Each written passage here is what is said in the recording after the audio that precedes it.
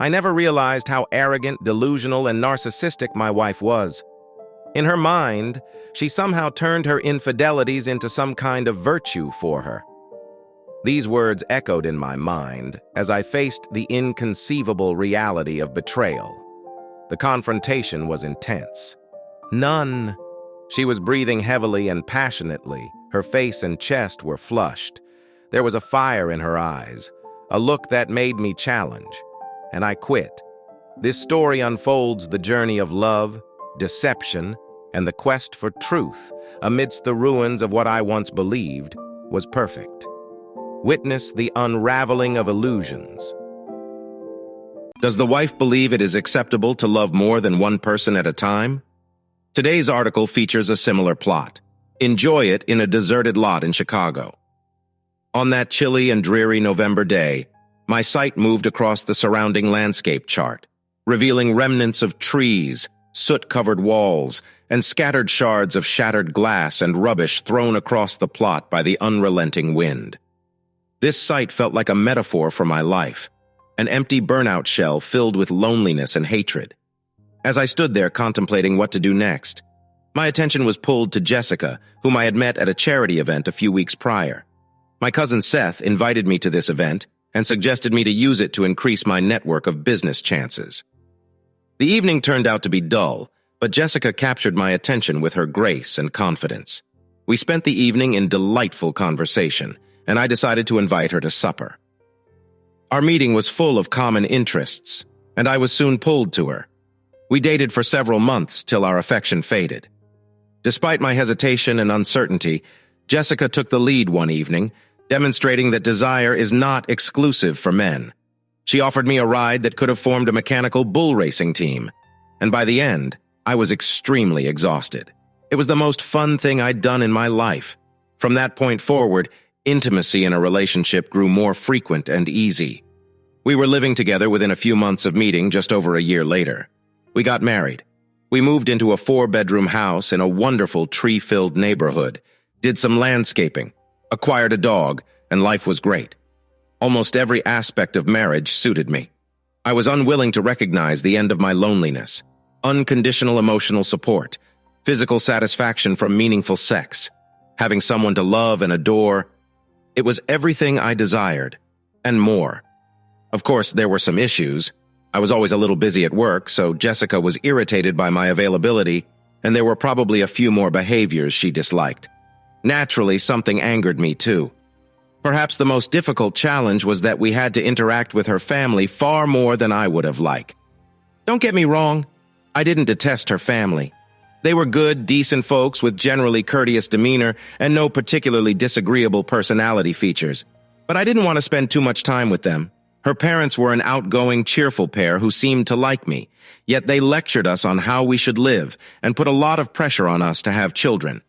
But we never spent enough time together for it to bother me, so it wasn't a big deal. Her younger sister Mindy and her husband were a little more difficult for me. Mindy was a shorter and slightly rounder counterpart of Jessica. She dressed and talked like Jessica. And when Jessica was there, she never left her side for more than a few minutes. They were like virtual Siamese twins, talking conspiratorially, laughing at inside jokes, and openly gossiping about friends and relatives. And because she and her husband lived 15 minutes away from us, we spent a lot of time together. That's fine, I think. And perhaps it was jealousy. But while she was with Mindy, she was not truly with me, and it was quite unpleasant. Mindy's spouse did not make matters any better. He was a tall, fair-haired, attractive man named Bruce. Friendly, easygoing, and, in my opinion, not that smart. He took over his family's furniture store in Joliet, which became his favorite and occasionally only topic of conversation. He spoke about the store as if it were Microsoft, and he was Bill Gates, boasting about how wonderfully it was run and how no one else in the furniture industry knew what they were doing. The difficulty with this viewpoint was that the store was struggling, and I was confident that anyone who knew anything about business would recognize Bruce as a contributing factor. But I wanted peace and happiness for Jessica, which included not causing problems with her family. So I spent more than one evening simply nodding my head. Normally, I listened to Bruce continue. We had been married nearly 2 years when Jessica initially requested me to assist Mindy and Bruce. She had planned a wonderful meal complete with candles and music to set the mood, and she was dressed in a way that promised a relaxing night in bed. So, like a normal new spouse, I assumed she was only interested in having a fantastic role in here with me. But as the evening progressed, it became evident that she had her own ideas. She continued to express how fortunate we were to have such a large salary and how she felt. We were in an excellent position to aid others. Then, with an expression of practical sadness, she revealed that she was concerned about Mindy and Bruce's ability to get by. It found out that Bruce owed a specific amount of money and was having problems making payments. Without assistance, he would be unable to complete his inventory list.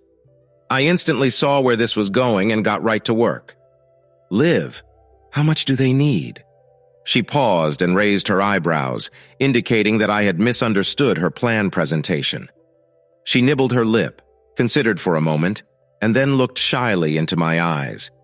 He needs either 50 or 60,000. This will give them freedom and confidence. I nearly choked. Yes, we were doing well, but the majority of my money was held in a family trust, and that sum would have made a significant dent in our existing cash. I knew I could pull the money out of the trust if I absolutely needed it, but I didn't want to explain it to Bernie Blackman, our chief business attorney and trust administrator.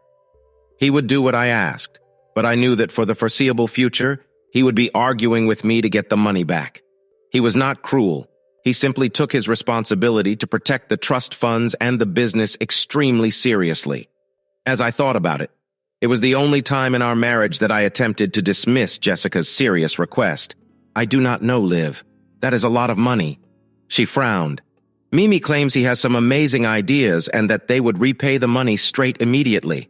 If money is your main concern, they make a nice living. I'm certain of it. Well, I wasn't certain about that. In fact, I was certain that sending it to Bruce would result in a large loss of money. But I wanted Jessica to be pleased. So I wrote out a check for $60,000 and informed her that this meant we'd have to save a little money until the money came back. I once heard that if you lend money to a relative, presume you will never see them again. This prepares you emotionally so that the relationship does not suffer if they do not refund the money. So, to my understanding, it was a gift. The $60,000 gift to Jessica's sister and a somewhat inept brother-in-law, which I didn't think would fix the problem because I knew he wasn't a good enough businessman to run his own shop, even with money. I was unhappy, but I wanted to be a decent guy for her and her family. I wanted to please them and was willing to spend $60,000 to do so.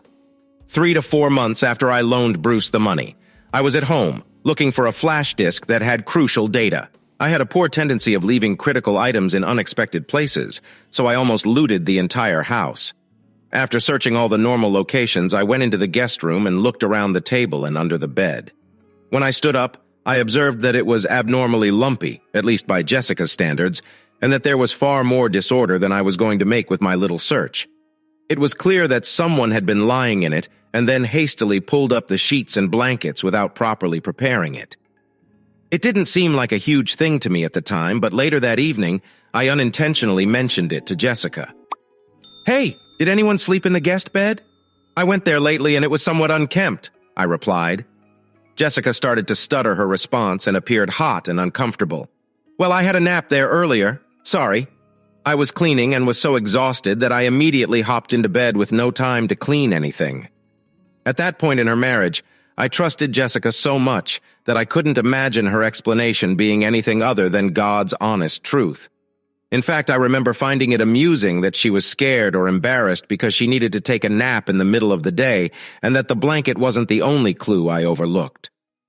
Over the next year or two, a series of bizarre, incomprehensible events occurred that, if I hadn't stuck my head so far up my ass, would have shown Jessica's lack of virtue. For example, I took it for granted that her normally calm job as an assistant manager at a small independent bookshop now forced her to attend a 5 or 6 hour uninterrupted meeting every Tuesday, a meeting so crucial that I shouldn't have attempted to contact her at the time. I also accepted any explanations for the little bruises that appeared on her body. Some of them are in rather private areas. Were the undies in the laundry that I couldn't recall her wearing? And then there was the story about orange juice. Jessica began shopping at a new high-end grocery store. which wasn't too bad except that she couldn't get many of the goods they wanted, including my favorite brand of orange juice.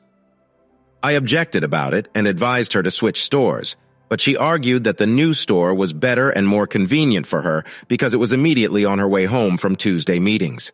Her grocery shopping habits may not appear to be a strong indicator that she was cheating, but the knowledge was what finally prompted me to stop and reflect, leading to the epiphany that crushed my heart. Less than 18 months after the first loan, Jessica hinted that Bruce and Mindy would require further funds. By that point, he had not repaid even a portion of the original $60,000, and I didn't want to pay any more money, especially to support an enterprise that I felt unsustainable. So I declined Jessica's offer, hoping she would get the idea and stop asking. But she persisted, warning Mindy and Bruce that if they didn't improve and buy more goods, they might lose business. Still trying to be Mr. Popular, I felt unable to say no openly. So I eventually agreed to see Bruce's business plan and tour the store to see what he intended to do.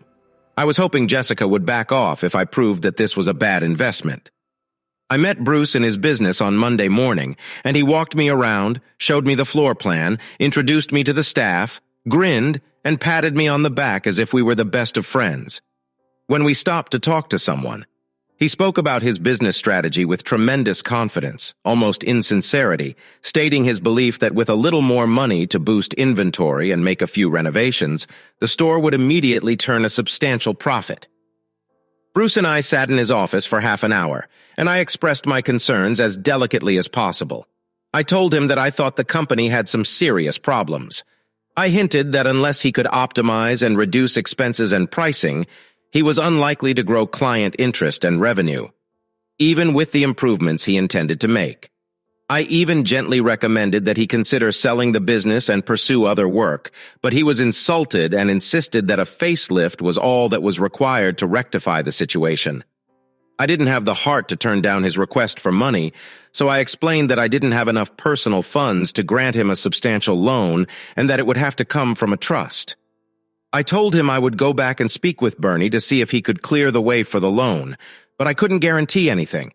My strategy was to minimize controversy and make it appear as if I was making a genuine attempt to acquire him money before breaking the bad news and blaming Bernie for turning him down. I realize it was cowardly, but I wanted to retain the harmony in the family and didn't want to lose so much money. In reality, Bernie would do nearly anything. I requested him to do anything, but I always made it clear to everyone I knew that he needed to maintain strict control over the trust, and that I couldn't override his judgments. It may seem unjust to make Bernie the evil guy, but to be honest, I believe he relished the job and never complained to me about it. At the end of the conversation, Bruce nodded and smiled confidently, indicating that he believed he would receive credit. He shook my hand firmly and stroked my back again, making me feel even more awful as I walked away. I drove away from the parking lot and along the highway, thinking about meeting Bruce and attempting to mentally clear myself of the sins of timidity and borderline dishonesty that I had committed in his business. I was driving along, not paying much attention to my surroundings, when I noticed something that initially appeared to be an odd coincidence, but then evolved into a vague, troubling notion. It was a smaller grocery store than most larger chains, painted green and featuring a giant Salvador sign. It appeared so strange that I was certain I had never seen anything like it before, but the name reminded me of something and I couldn't figure out why. I thought about this for a few minutes before it dawned on me. The store was named Salvador's. Jessica began shopping at a supermarket that did not offer my favorite orange juice, but was much closer to home. However, this store was not near her workplace, our home, or anywhere else. It made sense for her to be there throughout the week. Thus, it didn't make sense that this store was convenient for her Tuesday activities. Unless, of course, she did it inside a furniture store. Thinking about it, some unpleasant possibilities began to emerge. I did a U-turn, drove past Salvador's, and returned to Bruce's furniture store to sit in his parking lot for a few minutes. I took out my phone and checked to see whether this was the only Salvador store in Chicago, then spent 15 or 20 minutes considering all of the reasons she may shop there. I examined the possibility that Jessica had another office in the neighborhood at work, that she would meet Mindy for lunch, or that she frequented a health facility or something nearby. However, my mind kept leading me back to a conclusion I didn't want to face. I suddenly felt compelled to seek out more facts and confront Bruce directly. I got out of the car and hurried quickly to the front entrance of the furniture store, where I observed the clock written on the glass stated that the store was open until late on weekdays, except for Tuesdays, when it closed at noon. The cancer of suspicion that had appeared a few minutes ago continued to develop. After slamming the door, I entered the business and approached the first employee. I noticed an awkward middle-aged man preparing coffee. "I apologize, but I'm going to take a break right now," he interrupted angrily. "I don't want to take up your time, but I have an urgent need to speak with Bruce McCloy. I've discussed some serious financial difficulties with him and need additional information," I remarked, staring at him expectantly, but he kept stirring his coffee and even took a drink, not paying attention to my demands. One of the reasons why they couldn't promote the product became clear, and I waited a moment in startled quiet before saying again, this time with a more urgent tone, "This is quite crucial. Could you please phone him for me?" He looked at me strangely at first, but then he recognized me. "You are the person who was here earlier with Bruce, correct?" "Hey, yes, come in. Bruce is currently meeting with the supplier, but you can wait for him in the break room if you choose. I don't think he'll stay around for long, maybe a half hour maximum." He carefully led me back into the room, leaving me with a cup of coffee and the TV remote. I had a hastily devised strategy that comprised confronting Bruce head-on and making a few bluffs about how I possessed hard evidence that he and Jessica were cheating.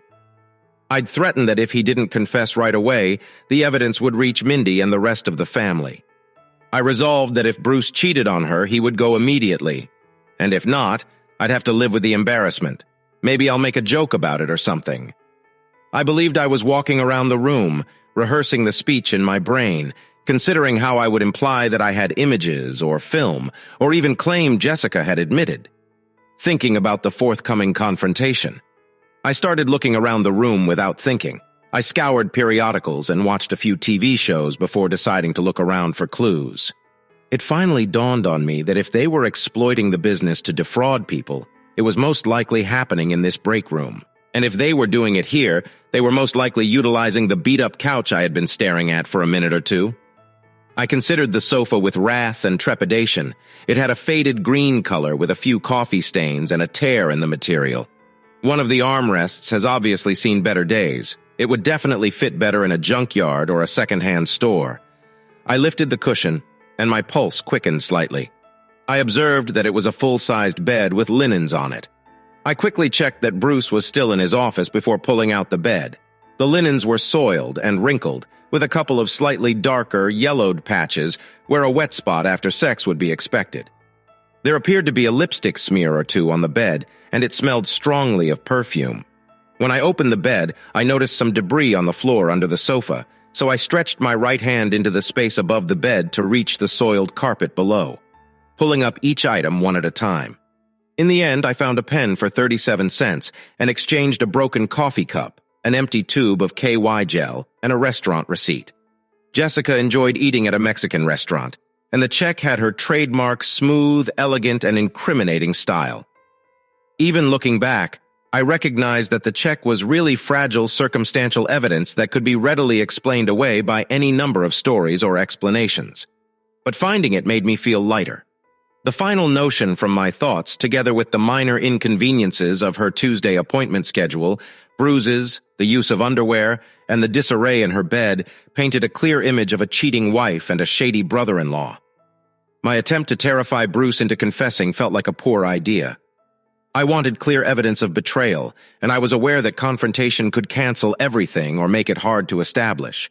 But now that I knew when and where the betrayal was most likely to occur, I could almost certainly obtain the necessary knowledge and evidence. I folded the bed and sat down on the sofa, tightening my teeth and feeling my heart pound. I've been duped in a few business transactions, and I recall once getting duped at cards. But I've never felt anything like such betrayal in my life. I was about to shout, cry, yell, and pound the wall all at once. However, one burning urge emerged from this inner whirlpool, the desire to get even. I calmed myself a little and began to consider my situation, trying to consider as objectively and unemotionally as possible. I considered Bruce and my wife's vulnerabilities and how I could exploit them to satisfy my wounded ego. When I had solid evidence, my immediate fantasy was to beat the snot out of Bruce. But I simply interpreted that as a prison sentence. My second thought was to deny the loan and demand that all outstanding funds be refunded to me immediately. But I remembered what Bernie had advised me when I was pursuing borrowing from a particularly pushy bank. He warned against it, adding that if you owe someone money, especially someone who isn't looking out for your best interests, they have you by the balls. I wanted to take Bruce by the balls. Looking back inside Bruce's office, I noticed him standing and shaking hands with the supplier. I waved and grinned. He waved back, led the supplier to the door, and dashed back to the break room. "Hey, John, did you forget anything? You need more information." I shook my head, smiling. "Listen, Bruce, I thought about it, and I believe I may have made the wrong impression today. I hope you understand. I think you're a fantastic businessman, and I believe you have a real chance to succeed with the store. However, as I was leaving, I realized that I may have misunderstood when I inquired about your plans in case things did not go as planned." He smiled back. "No, John, I've got it. A good businessman asks uncomfortable questions." Great. I just wanted to let you know that I really enjoy what you're doing here. Besides, you're a family member, and I have to believe this isn't simply a sick investment. It is the best move you can make as a friend, family member, and businessman. So I didn't want you to go home without knowing that I was going to work hard to obtain this money for you. I can't imagine we won't get it. As previously said, I do not have a large amount of money in my own accounts, so I must request a trust fund withdrawal. But honestly, I believe I can persuade Bernie to give in, and we will collect the money for you." Bruce listened with an expectant grin on his face, which became whiter as I spoke. "Man, that sounds fantastic. I'm telling you, this business is about to take off. So this loan is equally safe with me as it is with the bank. You have absolutely no need to be concerned. I am not worried at all. Bernie, of course, will have to reach some sort of deal because he insists on preserving the trust with collateral and whatnot. If you are okay with this, I can get everything signed within a few days. I believe you will receive the money within a week." The following morning, I entered Bernie's office, closed the door, and sat down in a chair. Bernie was talking on the phone, taking notes, and raising one finger to indicate that he would soon be able to speak. I was visibly twitching as he ended the call, and he apparently noticed because after hanging up, he looked at me in astonishment and asked, "So, John, what made you so nervous this morning?" I cleared my throat and leaned forward slightly to speak. "Bernie, I believe I'll need access to a trust to obtain a substantial loan." "Yes, I believe this should not be an issue. What kind of loan and how much?" He turned on the computer with his mouse and clicked a few icons to launch a spreadsheet that detailed the trust fund information. I cleared my throat again and leaned in closer. "Look, Bernie, before we begin filling out the paperwork, the first thing I need from you is complete confidentiality. I always know. Listen, I want you to understand that this is rare, and it may be tempting to speak with coworkers or family members. I don't want anyone except you and me to comprehend what I'm trying to do here." He shuffled in his chair, wrinkled his brow, and after a brief pause, began to respond. "John, if this is illegal, it is not illegal. Not at all. What I actually want you to do is create a document that represents the peak of sound legality." He shook his head, so I continued. "I'd like to borrow some money and have you draw out loan documentation. I want the loan terms to be absolutely explicit. I want the loan to be appropriately collateralized by the firm for which I intend to grant it, and the penalty for non-payment to be very clearly defined. It sounds like you are expecting a default. It's almost as if you want to draw the guy into a trap. So who are you trying to trap and why?" I paused for a while before responding, then looked him directly in the eyes. "I intend to capture my brother-in-law, Bruce. The reason is, Jessica." He raised his eyebrows in amazement, opened his mouth many times to respond but never said anything. Finally, he sipped from a glass of water on the table and asked anxiously, "Are you sure about this?" "Very," I responded. Within a week, the document was prepared, and I personally delivered it to Bruce for his perusal and signature. He requested his lawyer, a tiny, muscular banking Tim who also happened to be his cousin, to meet down with us and go over the document. "Okay, sir," I started Tim. "I looked at it last night, and it pretty much matches my expectations for a company loan. But Bruce, there are a few things I'd like to point out before you sign." "Okay." Bruce gave his normal, polite smile. "Sure, give me the details." Tim cleared his throat and stared intently at Bruce. I felt I saw contempt in his eyes, as if he knew how little Bruce knew about operating a business. Okay, first thing. The $425,000 loan will be repaid over 7 years. You've got a fairly standard rate here. Payments will begin immediately, totaling little more than $6,000 per month. Bruce nodded. The real amount you will receive will be only $365,000 because we are combining it with your loan from a few years ago. John will receive $60,000 and you will receive the remainder. Is it clear? I see, Bruce said smugly with a faint Italian accent. Tim looked at him again and spoke quietly. Okay, now the loan is secured by collateral. It is related to both your business and the property above Kayak. Is this where they hunt ducks? Yes. Bruce gestured to Bernie while speaking with Tim. They wish to protect John's trust in the event that the business fails. He winced briefly before hastily adding, But that will not happen. The business is in terrific shape, I believe so, and Bernie Black seemed to think so. He gave me a nod and a smile, and John absolutely believes so. Seriously, John? Yes, I responded with as much excitement as possible. Bruce showed me the books, and I believe he has a winner here. I grinned, though. I'm not sure if you know Bernie, but he's quite conservative and constantly analyzes the worst-case situation. He wants to be certain that the trust is protected. So it is critical to him that if the business collapses for some inexplicable cause, there is something to recompense the trust. Tim frowned, then stared at Bruce. Do you understand that if you default, you risk losing the business transferred to the trust, as well as land for duck hunting? This has been in our family for a very long time, certainly. Bruce spoke sincerely, maybe to demonstrate to Tim that he understood and took the warning seriously. I understand the consequences, still would.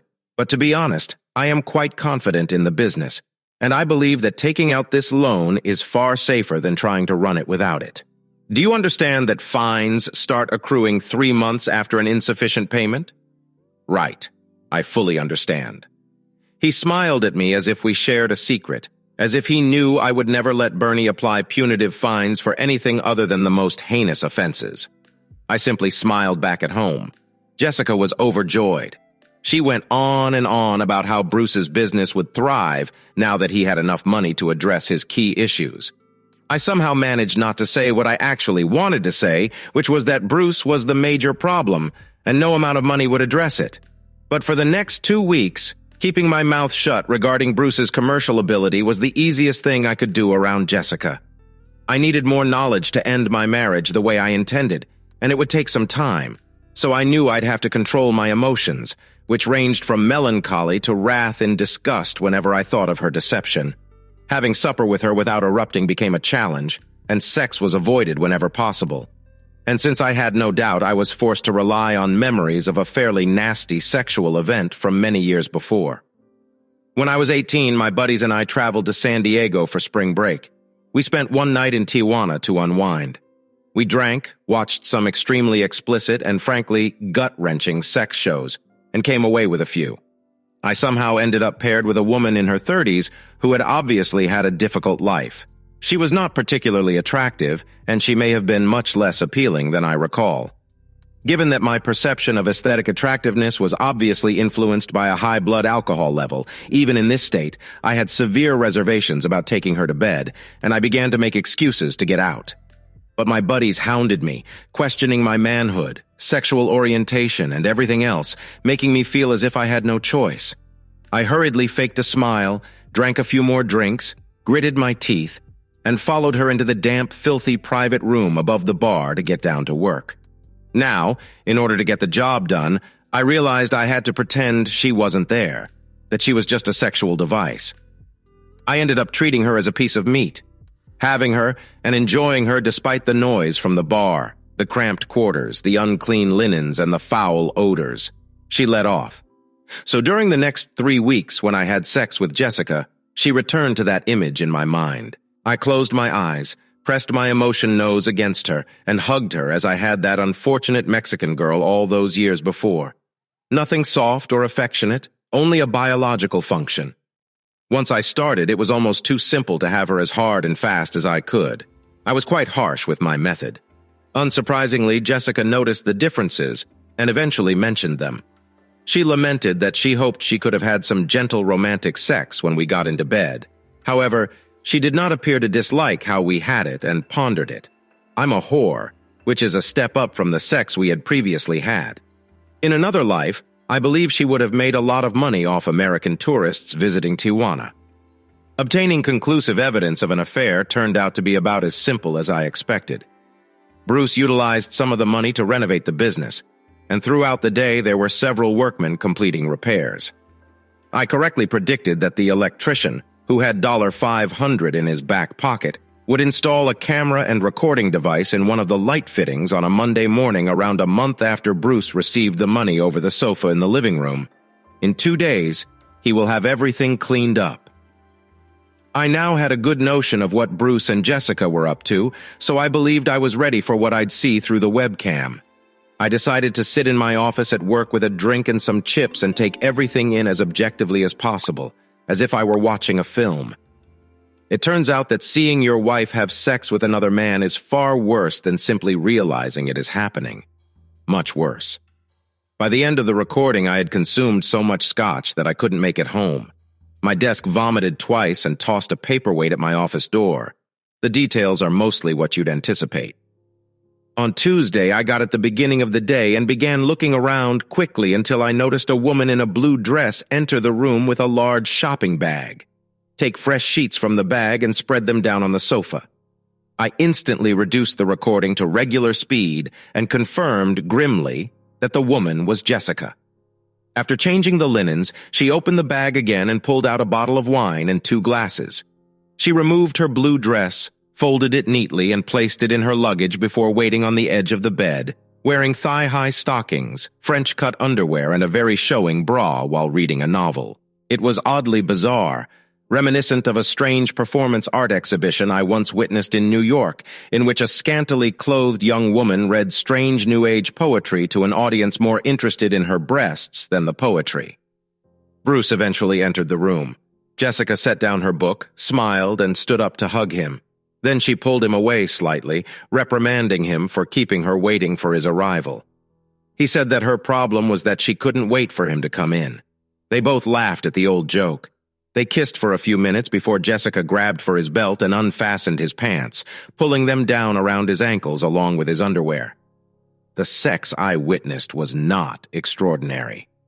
I got the impression that this was their routine as they quietly changed.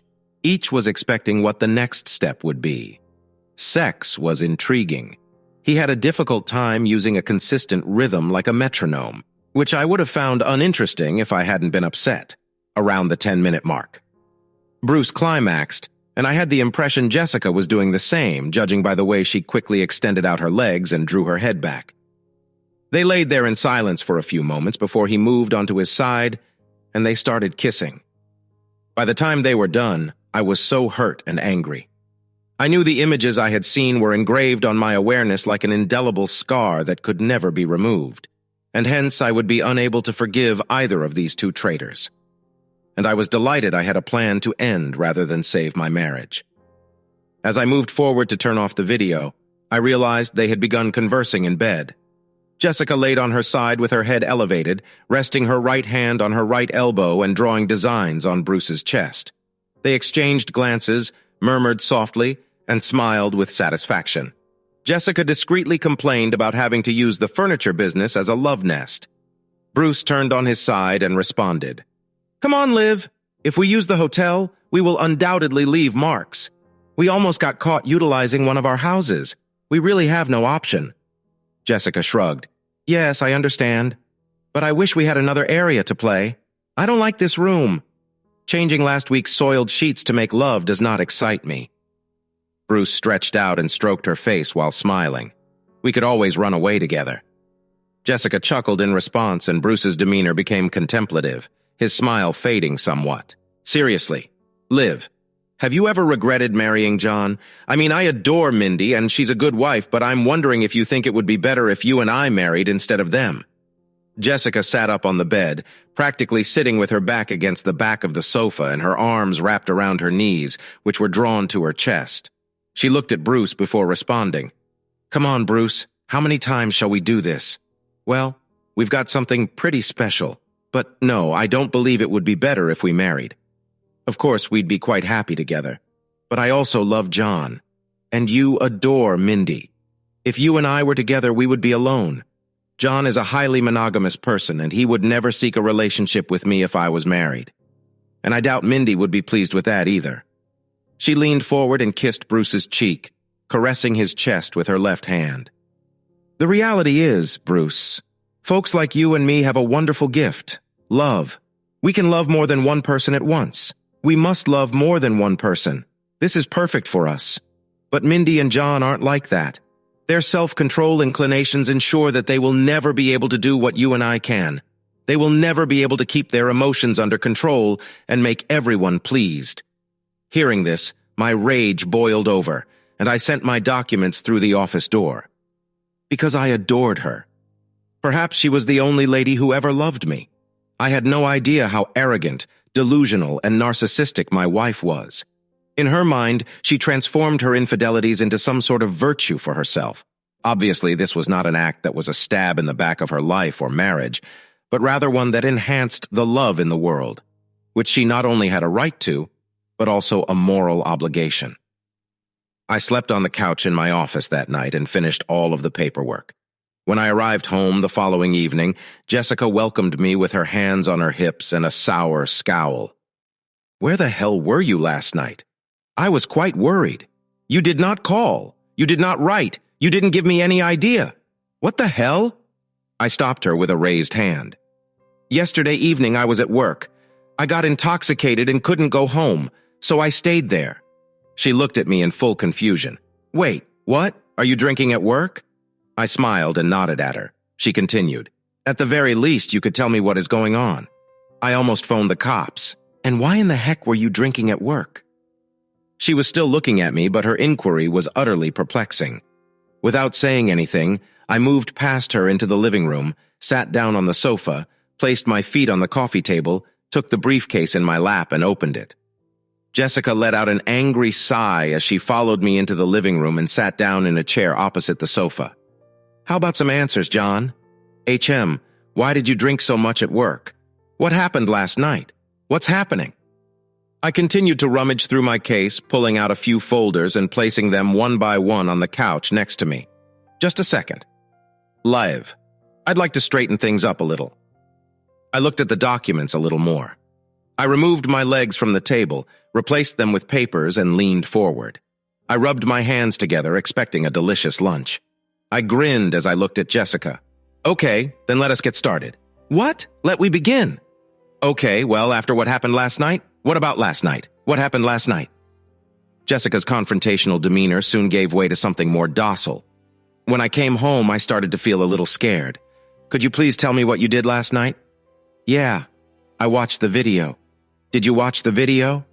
"Yeah, I saw the film of you and Bruce having sex on the couch in the lounge and found it upsetting, so perhaps I went a little overboard. Do you understand?" I smiled weakly, emotionless. Look at Jessica's expression, which ranged from surprise to shock to scared confusion. Her lips was partly open, with tiny spasmodic movements that barely opened and closed.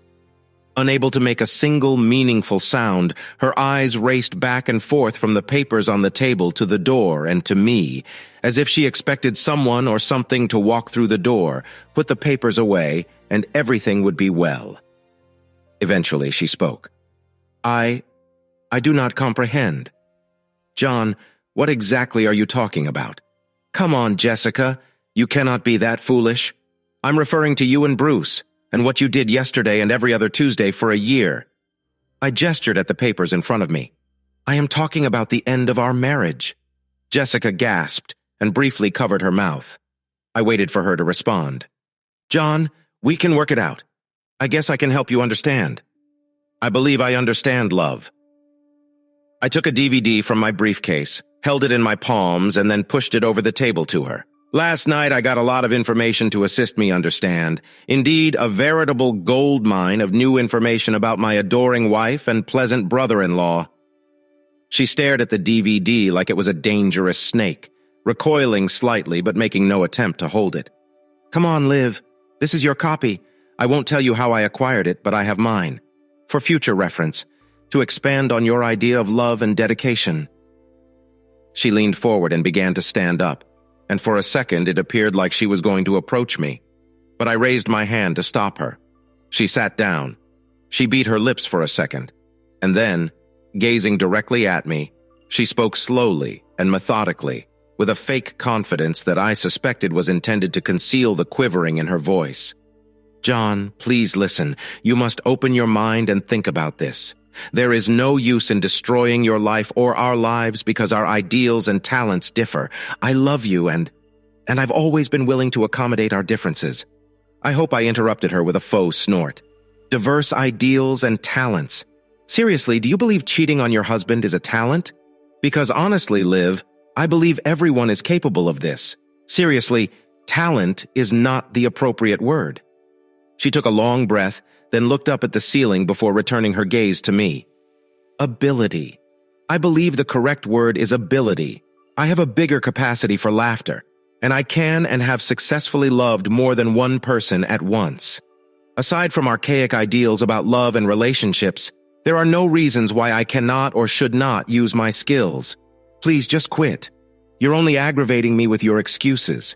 I understand that you believe you have a special capacity that allows you to deceive, lie, and cheat when you should be faithful. But that's only Liv's excuse. Anyone can have romantic relationships with numerous persons at the same time. This does not qualify them as lovers with exceptional ability. It simply makes them cheaters. Within the blink of an eye. Be apologetic, conciliatory." Jessica was gone, replaced by an angry, aggressive, and overconfident vixen. "Are you saying I'm a cheater?" She attacked me. "Okay, fair enough. It's most likely true from your perspective.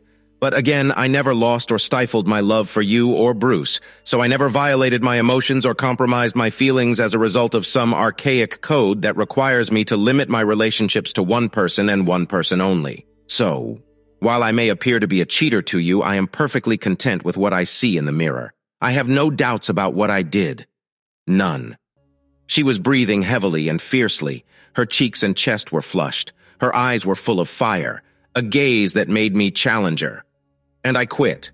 Would you prefer to live like this? Some kind of open relationship with a variety of guys, loving one guy one day, then another the next. Yes, please, to each his own.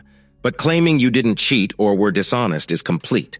Because you never told me you had sex with Bruce, and you know I wouldn't do it. You know what?" She felt my fire and leaned aside slightly to avoid my gaze. But I twisted so that my gaze fell on hers and then continued. "So you choose to lie by omission. The greatest omission of truth I have ever witnessed. You convinced me and almost everyone else that we were a relationship, a pair who is completely committed to each other.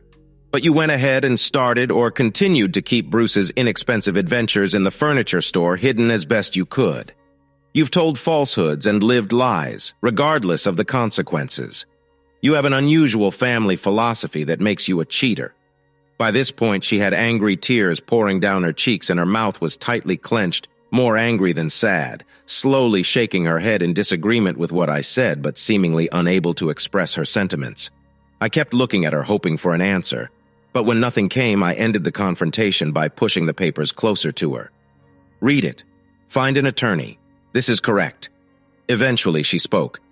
"What if I do not want a divorce? Then you're out of luck in life because you'll receive it." I stopped for a moment before adding, with a barely hidden grin, "But that does not imply you will be alone." I moved out that evening into an apartment closer to work and rapidly returned to my old self. Jessica was a worker, a businessman, and a loner who did not have the time or willingness to participate in social events. My working hours were increasingly brutal. One person observed this, but I knew that if I sat at home, I would obsess over Jessica indefinitely, replaying her anxiety in my head, wondering if she was thinking about me or if she was having sex with Bruce. I had no alternative except to work hard and try to forget about my marriage as soon as possible. My natural instinct in any form of competition is to do whatever it takes to win. And I suspect that most individuals who know me in business would anticipate lengthy, aggressive talks to reach an agreement. But it would have resulted in delays, interaction, and discomfort, and I was willing to pay to get out of the situation fast and cleanly. I offered Jessica a substantial lump amount in exchange for continuous assistance, threatening to remove the offer if she did not agree to a fast divorce. Deep down, I believe I wanted her to object so that I could insist on making the marriage work, to reject the proposal and fight for the marriage. I wanted whatever chance I had of surviving. She believed her marriage had to be more important to her than money. It turns out that this was not true, with some half-serious arguments. She agreed to the requirements, and my marriage ended within 60 days. Bruce began to fall behind on payments a few months after the divorce was finalized, as one might expect. Bernie issued adequate cautions in an unpleasant letter, informing him that we would begin to take the money in any way.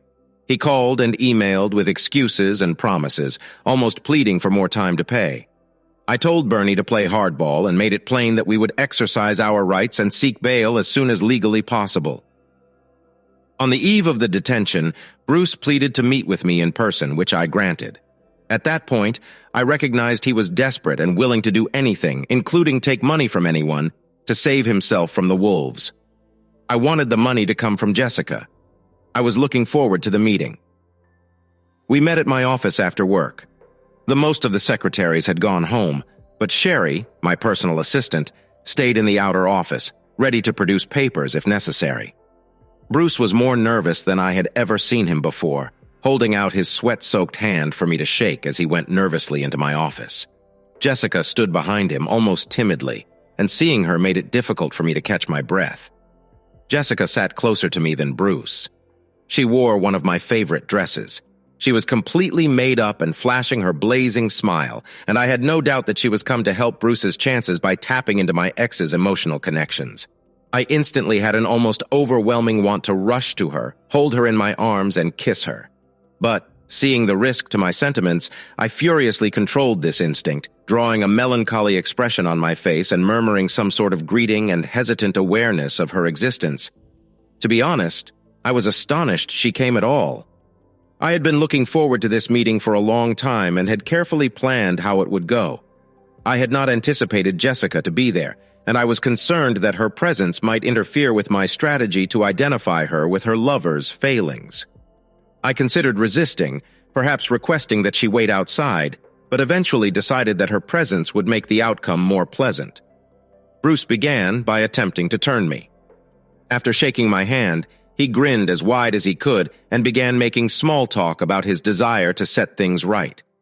He wanted me to be happy and hoped I understood how much he valued me and how sad he was that things had turned out this way. I was surprised that he seemed to want to rekindle our friendship and thought we could be buddies again. I didn't buy that without smiling. I glanced at him and halted his little statement as dramatically as possible. "Bruce, please stop this nonsense. Your apologies are meaningless to me." "Okay." He swayed in his chair like if I'd struck him. Then he pursed his lips, took a deep breath through his nostrils, and nodded in agreement before starting over. "Okay, apologies, John. Let us get down to business." He stared at me as if this was my meeting and that I should continue, but I merely extended my arms up in an expected posture, waiting for him to explain his case. He lowered his lips uncomfortably and ran a quivering hand through his hair, before explaining that he had every intention of returning the money but was now short on funds. He mentioned how Bernie plays hardball and expressed uncertainty. I knew how much he was pressuring him to pay. He went on to add that the business was on the verge of recovery and that with a little patience, he would be able to get his head above water. Finally, he tried to convince me that if I gave him more time, I would be in a better financial position. I leaned back in my chair, attentively scrutinizing Bruce's tense smile, the thin film of sweat that had developed on his forehead as a result of the uncontrolled quivering of his right palm on the table between us. "Bruce, if you weren't a flagrant deceiver, I might consider granting you a respite." His eyes widened in surprise and distress, and he leaned forward to complain when he was stopped by a raised hand. "Come on, Bruce.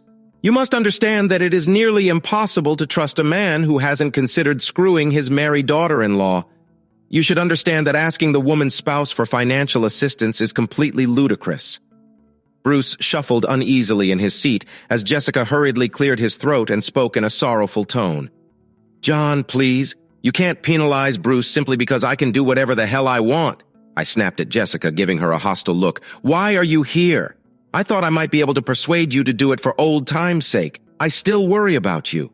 And I thought I had interrupted her abruptly and rudely. You had an incorrect thought? Honestly, your presence reminds me of how Bruce knew, both figuratively and physically. So do yourself and Bruce a favor by sitting back, trying to appear kind and keeping comments to a minimal. Her eyes welled up with tears and her chin wrinkled. But she did as I said and sat back peacefully in her chair. I turned back to Bruce. Okay, Bruce. That's how things will be. You will pay the bill on time. According to a schedule, I will begin the working off procedure to extract everything possible from the collateral. Bruce shook his head forcefully. Come on, John. You cannot take my business from me. You cannot. I can. And I will if you do not pay. Bruce, my advice is to get money. Reach out to your family, locate a bank, or sell something. I do not care. Just collect the money. But, however, as you are aware, banks do not lend to me. Otherwise, I would have turned to them first when I couldn't help. They don't have that much money. I stared Bruce directly in the eyes. Don't tell me that your family doesn't have money. I know they do. No, they would help if they could, but they simply cannot. How about her? I pointed a finger at Jessica. Have you asked her for money? Bruce sat back down. Live.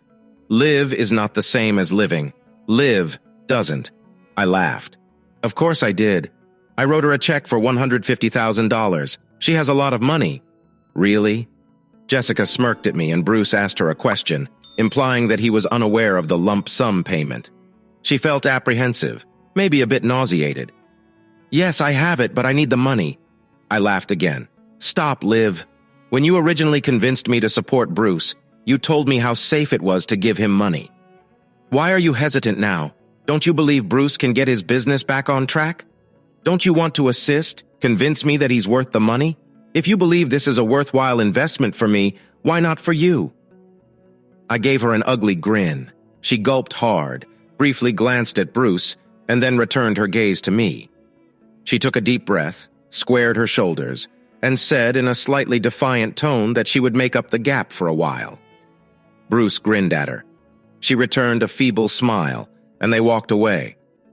Bruce walked with confidence while Jessica walked with disappointment as they held the door open for them. I left them with one final command. Remember, Bruce? I don't care how. I only need money. You will receive your money, he spit back at me. Jessica appeared worried. Over the following couple months, I continued to seek refuge in my work, businesslike and inefficient with everyone. I proceeded to avoid intimate conversations at all costs, rejecting any social possibilities and preferring to work or be alone. I tried so hard not to think about my wife's infidelity, but everything reminded me of her. Of course, Bruce's monthly check was laying on my desk. The check gave me a horrible sense of satisfaction, as if I had somehow helped to bring the perpetrators of my misfortune into poverty. Mindy contacted me, and things got a little worse. She sent me multiple emails and even contacted me on the phone. I was astonished to find that Bruce and Jessica had revealed to her, albeit in a mild version of their affair, and that she had taken it hard at first, but had eventually forgiven them both. To my disappointment and terror. She faintly intimated that she suspected they were lovers, and had reached an agreement in which Bruce and Jessica continued to see each other. She even made a half-hearted effort to persuade me to consider getting Jessica back. My comments were caustic and cruel, and I was confident that by the end of the second call, I had left her in tears. Following that, I never heard from her again. Minnie's obvious tolerance made it clear that the emotional cost Bruce and Jessica incurred was much lower than I had anticipated. Now I was terrified that the story would end, that Bruce would pay off his debt, that he would pay off Jessica, and that they would all be pleased with the outcome, both financially and emotionally, and that they would leave me behind, shaking their heads at the poor soul who couldn't understand what modern love was. I should not have bothered. The furniture showroom burned down 9 months after I met Bruce and Jessica. It was a stunning 2-alarm fire that threatened numerous surrounding structures and made nightly headlines. I didn't see the storyline, but Bernie did, and he called me right away to discuss the consequences. He was unhappy with me for taking such a risk since he was certain that the trust had flushed a huge sum of money down the toilet.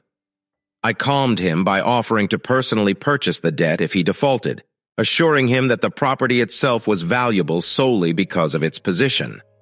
Obvious doubts were raised about the fire, and when catalysts were discovered, the insurance company refused to pay. With no income from the store, Bruce defaulted on the debt, and I bought the burning wreckage of the property as well as 35 acres of Mississippi duck hunting territory. The criminal inquiry took nearly 6 months. The police put together a strong circumstantial case against Bruce and Jessica. They were able to demonstrate that the store was losing money, and Jessica was spending more and more money each month to keep it open. Bruce made repeated frantic attempts to acquire funds from other sources, all of which failed, before secretly selling the business. But there were no purchasers, even at a significantly discounted price. Investigators discovered no proof that Jessica or Bruce were present in the store on the night of the fire, or that they purchased anything to start or precipitate it. However, their case was based on the assumption that they hired a professional to set the store on fire. They discovered multiple searches for the term arson on Jessica's personal computer, phone records indicating interactions with at least 2 males with arson convictions, and evidence that she had withdrawn $15,000 in cash the week before the fire. Jessica and Bruce had a decent lawyer who she most likely paid for with whatever money she had left, and the district attorney. He knew he was going to fight, so he began making agreements. I believe they began with first-degree arson and fraud charges and progressed from there. The defense refused to settle for anything less than 4th-degree arson, so a game of tag began to determine a trial date. On the first day of the trial, I was on the witness list, waiting outside in the lobby on a hard wooden bench. I was reading the newspaper and tapping my foot on the tile floor when a court official came out and stated that the trial had been canceled, that they had finally reached an agreement, and that we could all go home. I began packing my belongings to leave. Jessica and Bruce entered from the hallway, accompanied by many officers and their lawyer. Several reporters jumped up and pushed microphones under their noses, but they refused to comment. The reporters turned to their lawyer. Bruce met with Mindy and exited the foyer with many officers, but Jessica looked my way and approached me to talk. I must admit that I appreciated her courage in confronting me under those circumstances. "So, John, is today your lucky day? Is this what you wanted? Will I be punished for my sins?" I chuckled angrily and shook my head mockingly. "I hope to have a faithful wife and a good marriage. I won't get what I want from you. Absent that, I only want my money," I responded. She snorted. "So you're not getting any of this now, are you? I got some of it back and now have a store." She laughed. "And what will you do about it? Has it quit smoking yet? You'd be surprised what a savvy businessman can do with a decent piece of real estate, even a smoking one." Her nostrils flared, and the interface toughened slightly. She took a big breath and then spoke again. "And suddenly you were happy alone, free of anyone tied to your employment for the foreseeable future." She offered me a knowing smirk. "Do not deny it. I know you. I understand how much you dislike meeting new people. I'm working on it live. I loved you." "But you're not the only lady in the world," I said. She smiled confidently. "No, I'm not the only one, but I don't believe you can find what you businessmen call an equivalent successor. Whether you like it or not, you'll miss me." I lean towards her and whisper in her ear, "I might be a bit lonely. But you aren't, will you? The good news is that you'll be sharing a small area with a group of attractive androgynous women with whom you can share all of your bountiful affection. This will benefit both you and the lesbian community." Jessica astonished me by immediately losing her cool after my last statement, recoiling as if I were radioactive.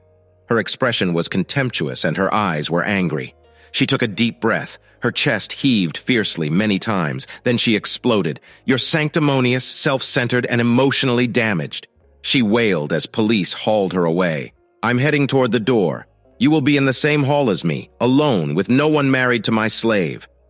As I saw her shout at me, her love for me completely vanished, leaving only scornful loathing. I was struck by a sudden sense of sadness. I fought the temptation to express my grief, smiled faintly, and murmured some gags about her public usage of harsh language. But she just resumed her rant as if I hadn't said anything. "But only a short time will pass until I am released from prison and able to resume my life. And you will remain alone, wishing to be with me.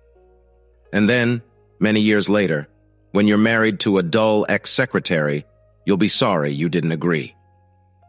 The door closed behind her, abruptly silencing her ranting. I turned and left the courtroom. My day had been freed of judgment, and now, with no meetings or conferences, I'm fighting with a developing sense of despair and loneliness. I visited the birth location and reflected on my life. The temperature fell, and the wind continued to whip my jacket and sting my face as I gazed around, still unsure what to do with the wreckage. I wasn't sure if I could even see the situation, and all I wanted to do was sell everything, forget about the loss, and get back to doing what I'd done before. It was safe, maybe even clever, but I knew there was another choice. You might take a risk and rebuild, possibly opening another furniture store. I was considering the potential of effectively selling furniture from the same location where Bruce failed. I was considering making a huge issue out of it with plenty of advertising, billboards, and possibly even TV advertisements, something Bruce and my ex couldn't miss.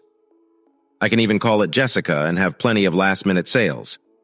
It seemed to me that the decisions I would make regarding the site were similar to the ones I had unknowingly made about my life in general. Jessica was correct about me. My natural and sole social disposition prior to meeting her was to retreat, avoid the possibility of closeness, and concentrate on work. I saw myself gradually approaching a life of loneliness, a financially secure but largely unhappy existence.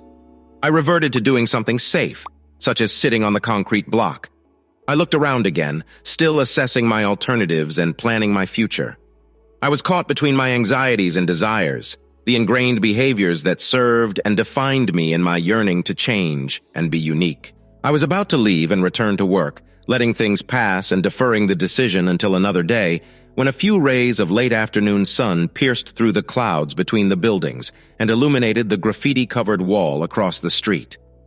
The light created a searing orange glow on the wall, giving the concrete and letters an incandescent appearance. The words were written in large white letters that were clear and easy to read. Take action. I've always disliked superstitious people and how they let meaningless, objectively irrelevant things govern their life as indications or habits. But laying on a concrete slab in November, recalling these words seemed like fate, a communication from God. I got out my cell phone and contacted the workplace. I'm calling my helper. Hello, Sherry. What is the name of the architecture firm that created the new shopping complex that is making headlines? The one with glass and fountains is a Hammerstone, something like that. I believe she chuckled lightly to herself for a few moments as she checked. Yes, Hammerstone. Looks like they're based in Chicago. Okay, could you please arrange a meeting with me as soon as possible? Are we building anything? I gazed around the neighborhood, mentally envisioning the new store, and felt a burst of confidence. Yes, I think so. I'm okay. Sure, boss. Anything else? As my gaze rested on the graffiti, I tightened my lip for a brief moment. On the opposite side of the roadway, again, reading the imperative act. Yes, Sherry, there is one more thing. Do you remember the representative in the counterfeit jeans? Brenda White is a tall blonde. I believe Sherry's tone became more skeptical, and I wondered if she felt I was having a breakdown. Could you give me your phone number? Of course, boss. Do you want me to connect it? No, I will call myself, thank you. What are your thoughts on our story today? I think the novel is extremely engaging with an intriguing premise and an unexpected twist at the conclusion. What is your opinion? Share your thoughts in the comments. See you in the next video.